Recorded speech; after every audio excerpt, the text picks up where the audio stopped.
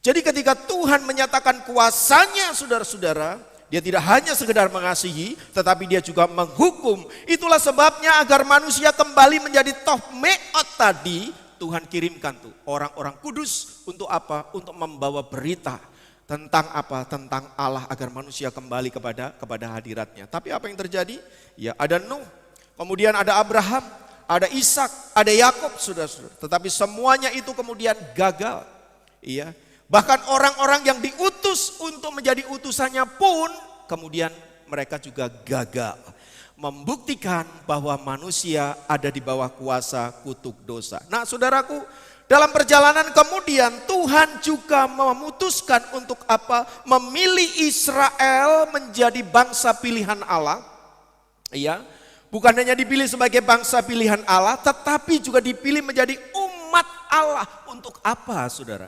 Apakah Israel lebih baik dari bangsa lain? Jawabannya tidak. Sebenarnya pemilihan orang Israel itu untuk memenuhi tohmeot tadi. Orang Israel dipilih oleh Allah agar melalui bangsa ini menjadi contoh, menjadi teladan.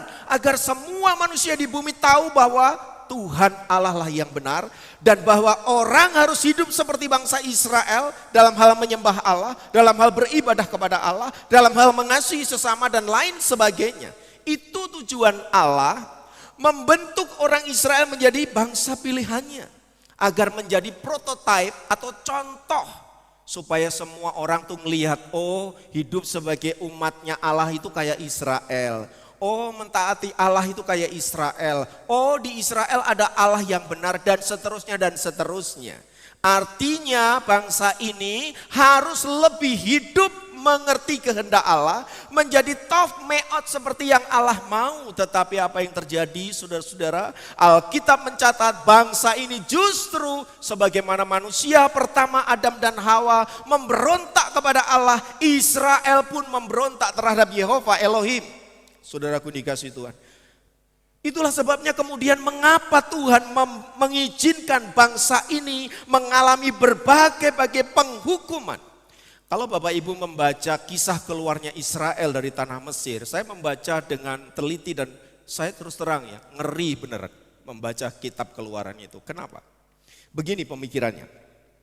Ketika Tuhan menyuruh Musa untuk pergi ke tanah Mesir, Tuhan kan ngomong, aku akan membawa umatku, kata Tuhan, umatku keluar dari tanah Mesir dengan tangan yang teracung. Dan oleh tangan Tuhan ini aku akan menyelamatkan umatku untuk menduduki negeri yang sudah aku janjikan kepada nenek moyang mereka. Itu loh firman Tuhan ngomong. Tapi Bapak Ibu lihat apa yang terjadi. Ketika Israel keluar dari tanah Mesir, saudara, Tuhan tidak segera membawa bangsa itu masuk ke tanah perjanjian, melainkan membawa mutar ke padang gurun selama 40 tahun, saudaraku. Dan selama 40 tahun itu bangsa Israel dibinasakan oleh Allah. Tak ada satu pun yang tersisa kecuali dua tokoh besar yang lahir di Mesir, yaitu Yosua dan Kaleb. Selebihnya yang lahir di padang gurun itulah mereka yang masuk ke tanah perjanjian. Semua orang yang lahir di Mesir yang jumlahnya jutaan itu dibinasakan oleh Allah di mana? Di padang gurun, saudara. Coba ngeri nggak saudara? Kita dipanggil untuk keluar dari tanah Mesir untuk masuk ke tanah perjanjian yang dijanjikan oleh Allah, tapi di jalan kita dibinasakan oleh Allah. Saya mulai merenung saudaraku, ngeri ya urusan sama Allahnya orang Israel ini.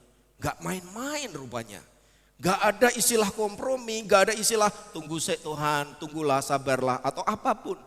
Bahkan ketika mereka bersungut-sungut ketika tidak ada air, mereka bersungut-sungut ketika tidak ada roti, bersungut-sungut ketika tidak ada daging. Bahkan mereka ngomong begini, ngapain lu bawa gua ke sini Musa? Lebih baik aku di tanah Mesir, sekalipun aku jadi budak, aku masih bisa menikmati air, aku masih bisa menikmati roti, bahkan kami masih bisa makan daging. Saudaraku, sungut-sungut orang Israel itu sebenarnya tidak kepada Musa. Tetapi Tuhan dengar sungut-sungutnya orang Israel dan Tuhan katakan begini kepada Musa. Bukan kepada kamu mereka bersungut-sungut, tetapi kepadaku.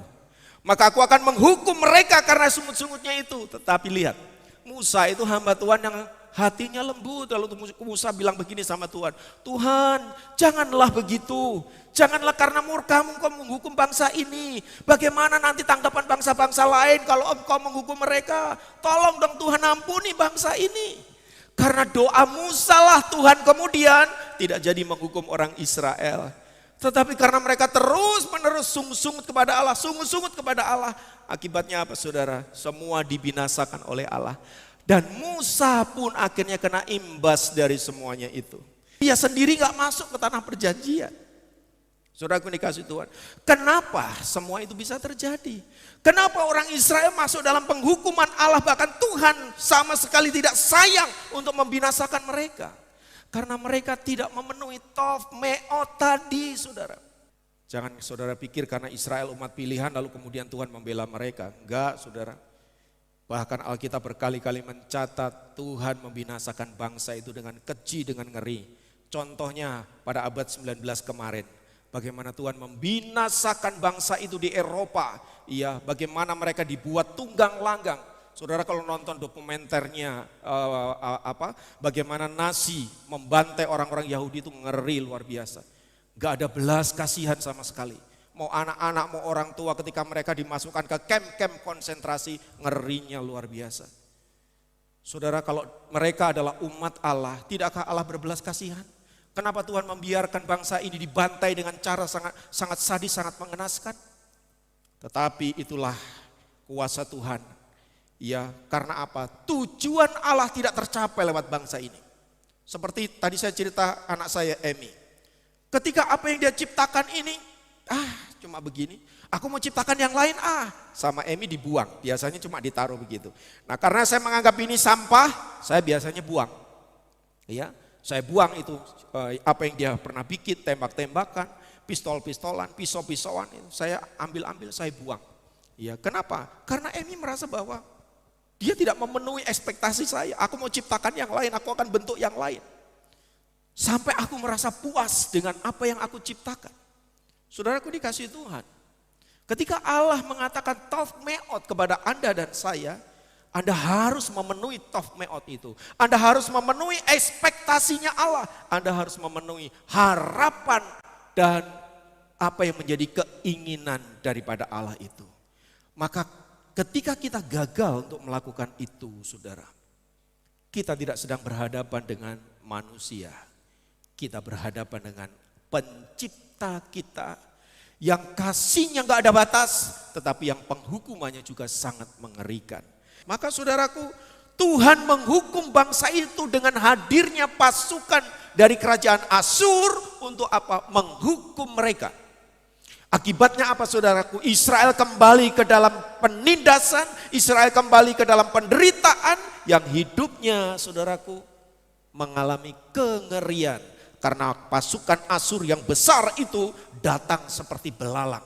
Menaklukkan raja-raja di sekitarnya termasuk Yehuda dan Israel.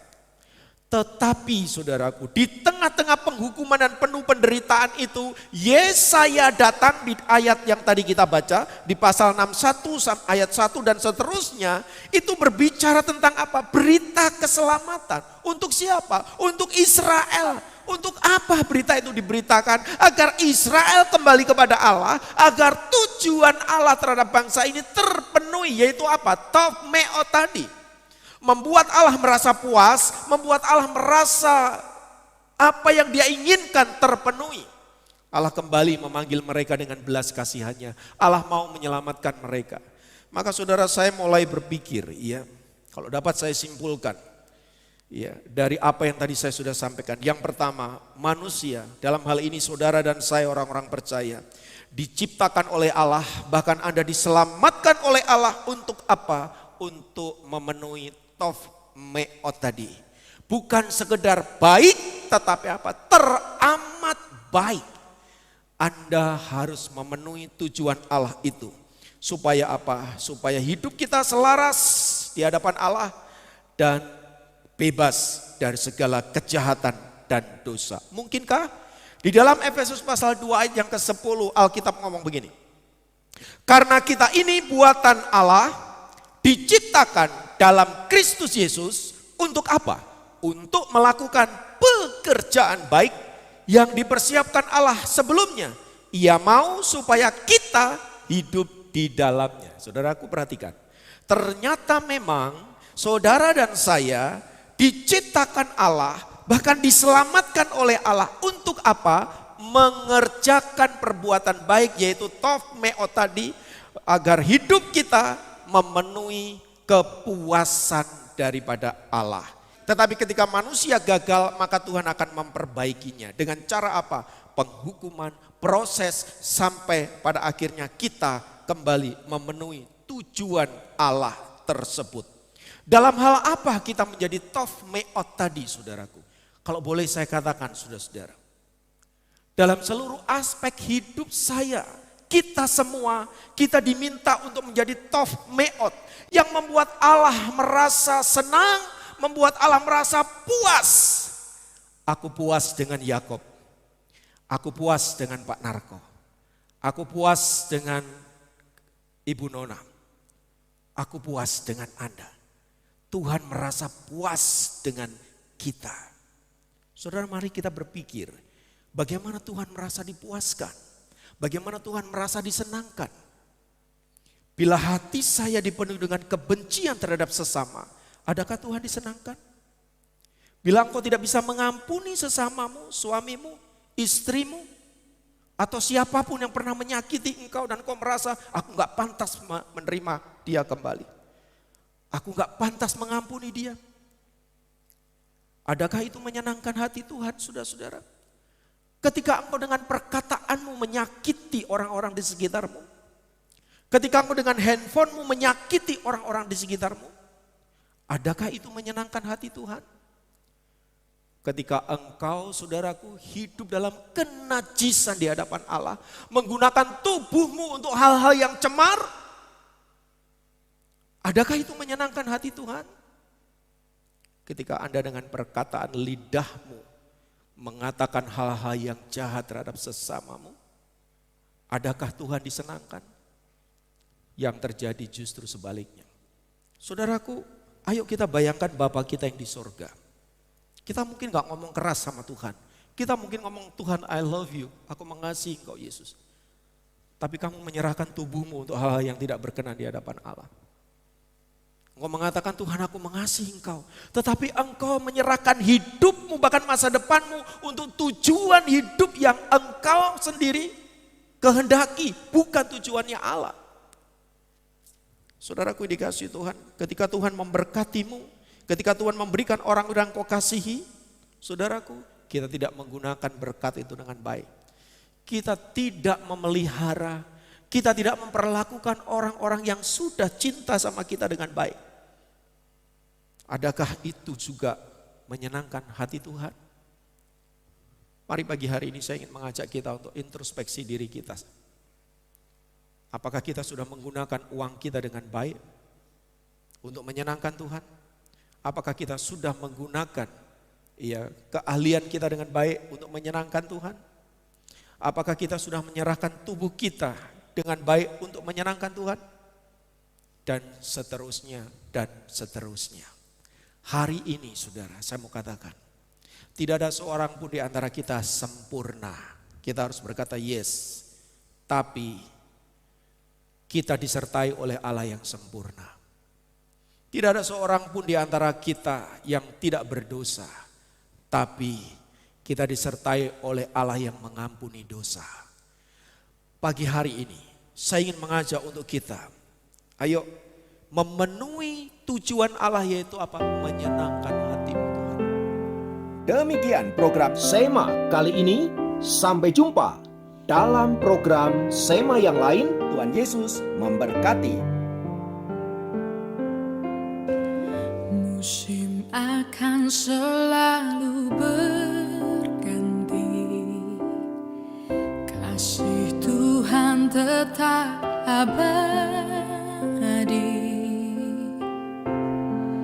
tak akan berubah sampai selamanya. Ku tetap percaya,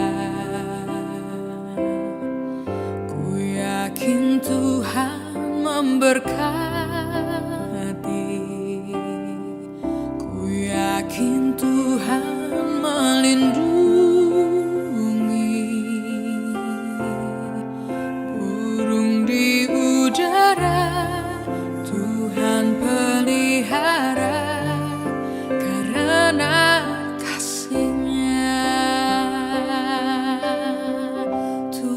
selalu menolongku, selalu menjagaku. Sehelai di rambutku tak akan terjatuh tanpa seizin-Mu. Tuhan selalu